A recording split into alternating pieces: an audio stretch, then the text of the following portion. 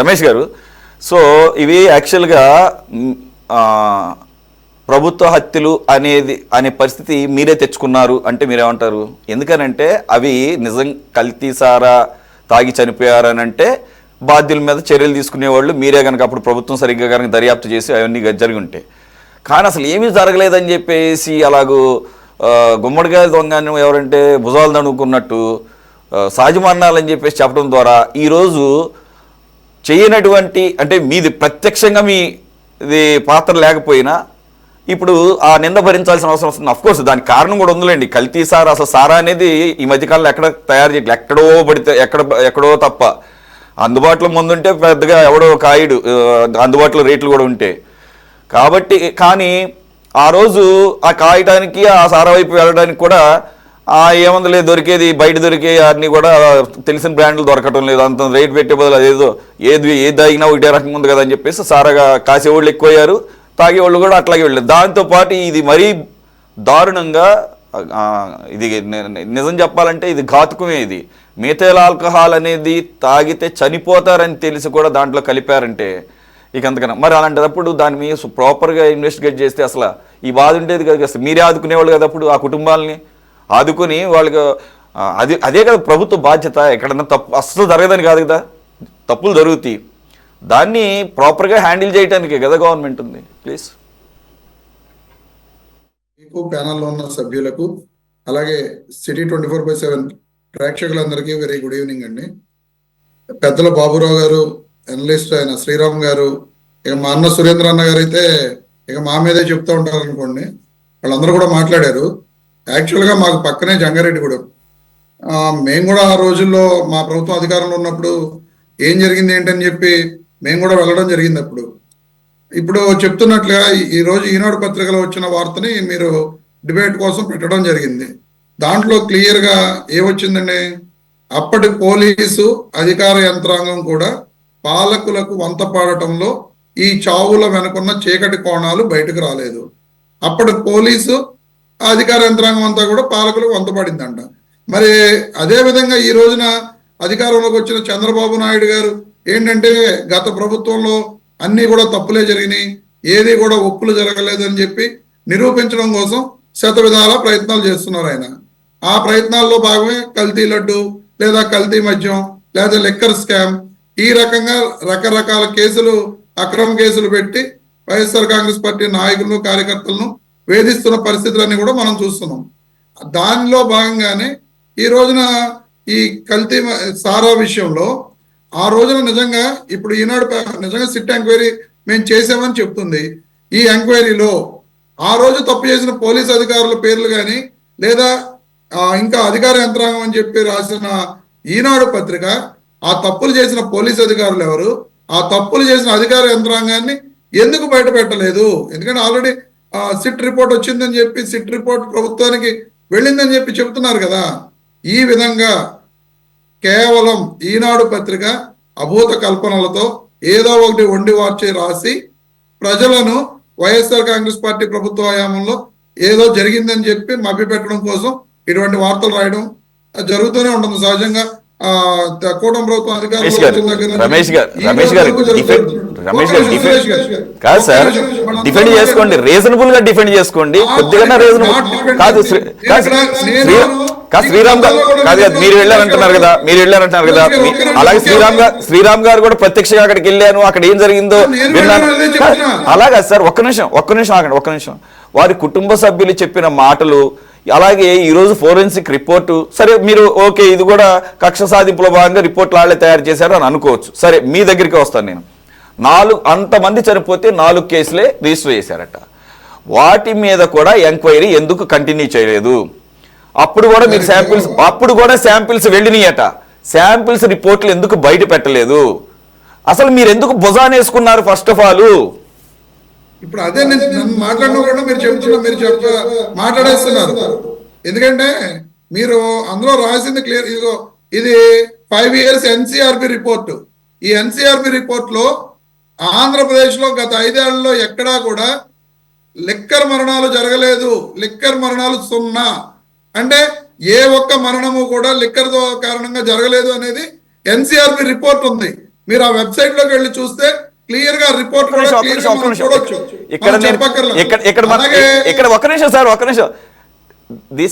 This debate is not on spurious liquor కాదు, ఇది spurious దాన్ని ఏమంటారు, సారా, కల్తీ సారా గురించి సార్. కాబట్టి మీరు మళ్ళీ అనవసరంగా మీ లిక్కర్ తీసుకురాకండి, అది వేరే టాపిక్. కల్తీ సారాది కూడా లిక్కర్ దాంట్లోకి వస్తుంది.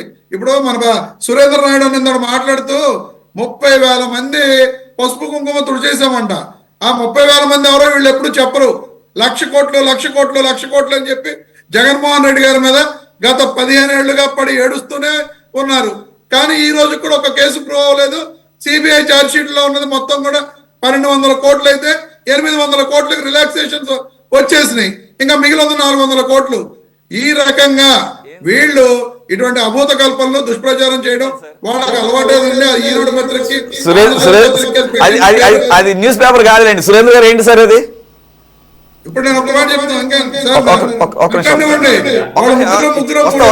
మీ దగ్గరికి వస్తాను, మీరే మాట్లాడదు ఏంటది, ఒక మాట ఏంటి సార్ అది? సార్ నా దగ్గర లిస్ట్ ఉంది, అది 30,000 మంది అన్నారు కదా, దాంట్లో దాదాపు నా దగ్గర 10,000 మంది చనిపోయిన వాళ్ళ లిస్ట్ ఉంది నా దగ్గర. ఆ లిస్టు చూపిస్తున్నా. ఓకే, ఇప్పుడు మనకి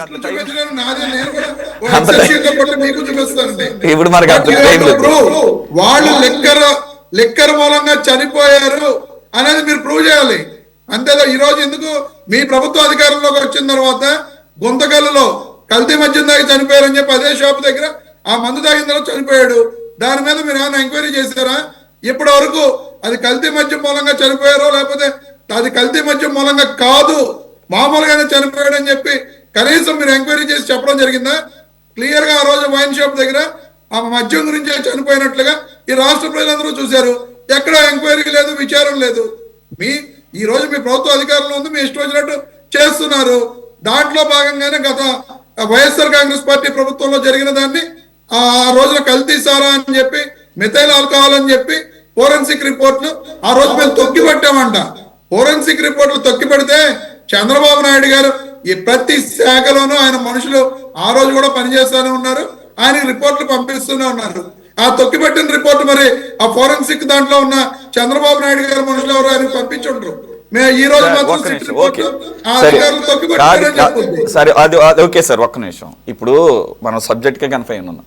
3 రోజుల వ్యవధిలో 3 రోజుల వ్యవధిలో 35-40 సంవత్సరాల మధ్య ఉన్న వాళ్ళు ఒక్క ఊరిలోనే 25 మంది చనిపోవటం అనే దానికి, అలాగే వారి లక్షణాలన్నీ కూడా ఒకే రకంగా ఉన్నాయి. వారు దానికి ముందు ఏం జరిగింది, ఎక్కడ తాగారు, అందరూ ఒకటే చోట తాగింది, ఇవన్నీ కూడా వాళ్ళు చెప్తున్నప్పుడు మీ అసెంబ్లీలో నిండు అసెంబ్లీలో ఇవన్నీ సహజ మరణాలని చెబుతూ యావరేజ్గా 90 మంది చచ్చిపోతారు జంగారెడ్డిగూడెంలో నెలకి, కాబట్టి 3 రోజులకి యావరేజ్గా 25 అని చెప్పేసి లెక్క ఏంటి అసలు ఇది? దీన్ని ఏ రకమైనటువంటి సమర్థన ఇది? సమర్థన ఏంటండి సురేష్ గారు? అదే చెప్తున్నా మీకు. ఎందుకు సమర్థించుకోవాల్సిన అవసరం ప్రభుత్వానికి ఎందుకు ఉంటది? అక్కడ ఆ రోజున యంత్రాంగం అంతా కూడా ఫీల్డ్ లెవెల్కి వెళ్ళి చెక్ చేశారు, డాక్టర్స్ చెక్ చేశారు, ప్రతి ఒక్కళ్ళ ఇంటికి వెళ్ళి. మొత్తానికి వాళ్ళు అందరూ కూడా 25 మంది 3 రోజుల వ్యవధిలో సహజంగా చనిపోయారు అనారోగ్య కారణాలతో.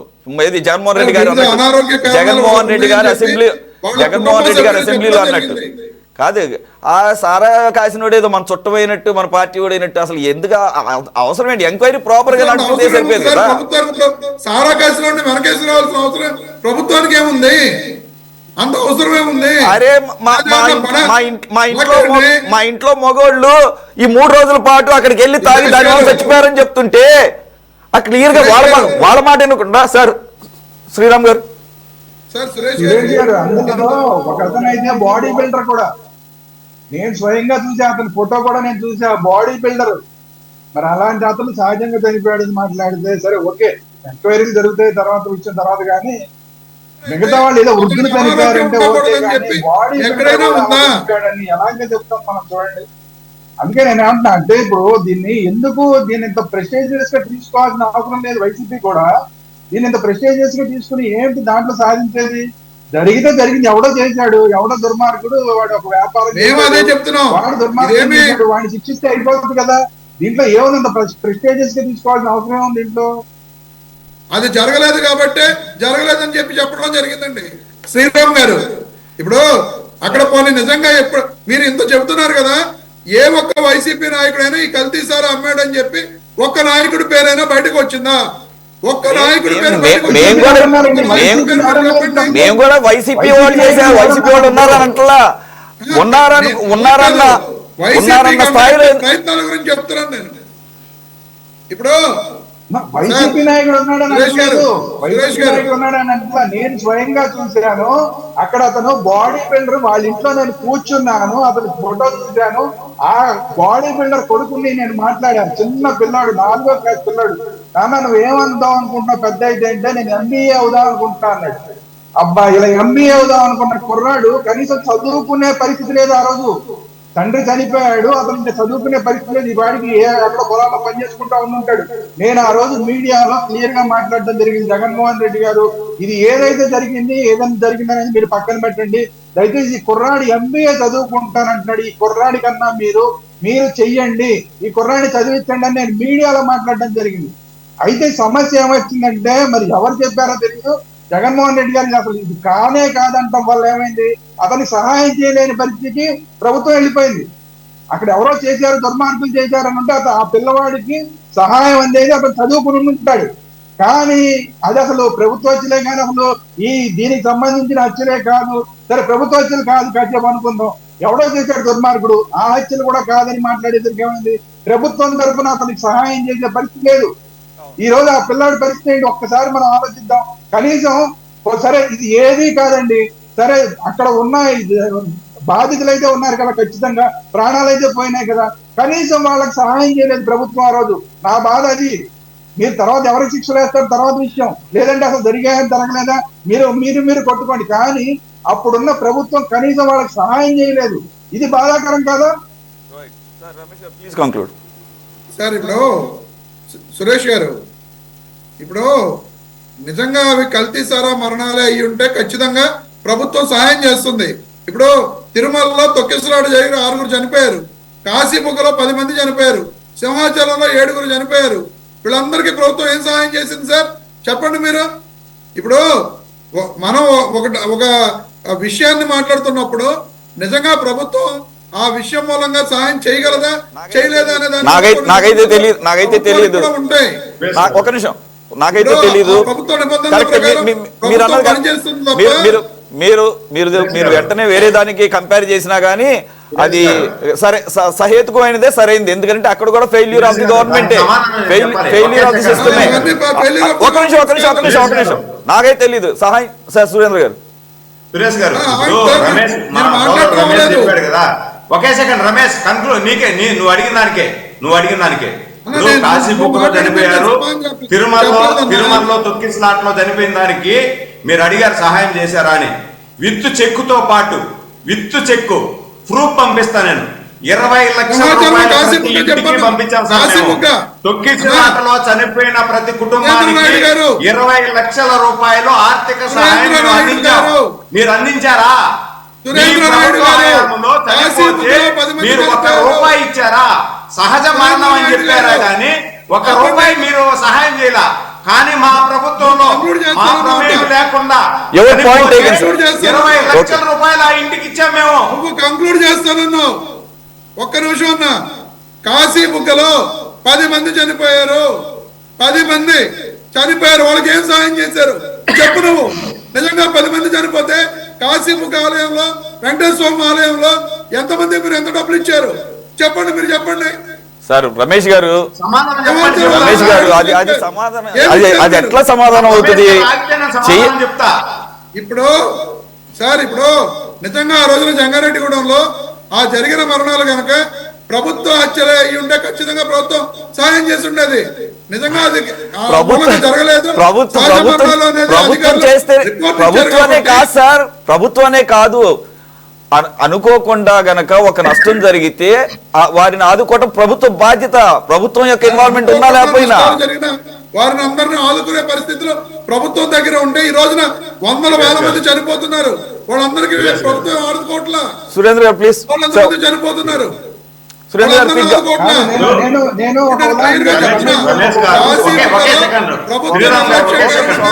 రమేష్ గారు ప్లీజ్ ఒక్క నిమిషం, మనకు ఇంకొక ఇంపార్టెంట్ టాపిక్ ఉంది. శ్రీరామ్ గారు సార్ ఇప్పుడు సార్ అంటే ఏం లేదు మన రమేష్, సురేంద్ర ఒక్క నిమిషం. గత ప్రభుత్వంలో జగన్మోహన్ రెడ్డి గారు ప్రభుత్వ హత్యలు అలాంటివి ఏది కాకపోయినా కూడా ఒక ఆయనకి యాక్సిడెంటల్ గా అతను చనిపోయే పరిస్థితుల్లో ఉంటే 14 లక్షలు సహాయం చేశారు. మీకు గుర్తుంటే ఒక అతనికి 14 లక్షలు సహాయం చేశారు యాక్సిడెంట్, రోడ్డు యాక్సిడెంట్ జరిగితే. అంటే మానవతా సహాయం, ఇది మానవతా సహాయం. దాంట్లో సహాయం చేయడానికి అవకాశం ఉందండి. యాక్సిడెంట్ CMRF లో ఇవ్వచ్చు. సార్ రమేష్ గారు శ్రీరామ్ గారు చెప్పింది కూడా అదే, సహాయం చేసే అవకాశం లేకుండా చేసుకున్నారు. ఇప్పుడు అదే ఎప్పుడైతే వాటిని సహజ మరణాలుగా డిక్లేర్ చేశారో అఫీషియల్ గా, సహాయం చేసే అవకాశం లేకుండా చేసుకున్నారు అనేది అక్కడ చెప్పేది. అదే నేను చెప్తున్నా, ఎప్పుడైతే అధికారులు సహజ మరణాలుగా రిపోర్ట్స్ ఇచ్చారో అక్కడతోటే ప్రభుత్వం ఏమీ చేయలేని పరిస్థితిలోకి వెళ్ళిపోయింది. రైట్. జంగారెడ్డి గూడెంకి సంబంధించిన వాళ్ళు ఒక్కళ్ళు కనపడినా కానీ చెప్పేస్తారు ఇది మొత్తం డిబేట్ కి ఆన్సర్. ఒక్క నిమిషం సార్, సురేంద్ర గారు ప్లీజ్ కంక్లూడ్. సార్ ఇప్పుడు మా సోదరు రమేష్ చెప్పిన దానికి, మామూలు ఏడ తొక్కిసలాట్లో చనిపోయిన దానికి కానీ, కాశీబొగ్గలో చనిపోయిన వాళ్ళకి కానీ, స్వల్పంగా గాయపడిన వారికి 5 లక్షల రూపాయలు ఇచ్చాం సార్. నేను చెక్ నెంబర్తో కూడా పంపిస్తాను మీకు. మీరు మళ్ళీ విను రమేష్ వినమ్మా. స్వల్పంగా గాయపడ్డ వారికి 5 లక్షలు, మేజర్గా గాయపడ్డ వాళ్ళకి అంటే కాళ్ళు ఇరిగిపోయి చేతులు ఇరిగిపోయి వాళ్ళకి 10 లక్షలు ఇచ్చాం. చనిపోయిన కుటుంబానికి 20 లక్షల రూపాయలు సహాయం ఇచ్చాను సార్. నేను ఇది ఆన్ రికార్డ్ చెప్తున్నా, మీకు అన్ని విత్ డేటాతో నేను పంపిస్తా. మేము ఎక్కడా కూడా పారిపోయి ఎనికిపోలేదు సార్. ఏదో ఒక దుర్ఘటన జరిగింది, అనుకోని సంఘటన జరిగింది, ఆ సంఘటన మేము ఓన్ చేసుకున్నాం, జరిగింది, దానికి నష్టపరిహారం చేశాం. మేము ప్రభుత్వ హత్యలను మాకు సంబంధం లేదు, వాళ్ళు దర్శనానికి వచ్చినారు, తోసులాడుకున్నారు, చనిపోయినారు, నాకు సంబంధం లేదు. ఇది ఒక అంశం అయితే ఒకటే నష్టం జరిగిన తర్వాత ఆదుకుంటూ ఒక భాగం అయితే ఇది విచారణ చేయలేదు, దాని సమానం చెప్పనా? మీరు టాపిక్ కాదు అసలు, సంబంధం లేకుండా వెళ్ళిపోతే కల్తీ మద్యం తాగి చనిపోయాడు, అక్కడ కల్తీ మద్యం తాగి చనిపోయాడని చెప్తారు, కనీసం విచారణ చేయలేదు. 30,000 మంది చనిపోయినారు మీ ప్రభుత్వంలో. ఏం చేశారు? మీరు ఒక చెప్పండి. 30,000 మంది చనిపోయారు, 40 సంవత్సరాలు నిజమైపోయిందా? ఊరికే మాట్లాడుకుంటే ఎందుకో రమేష్ అన్నా, మీరు చెప్పినవన్నీ అబద్ధాలు అనేది ప్రజలందరికీ తెలుసు.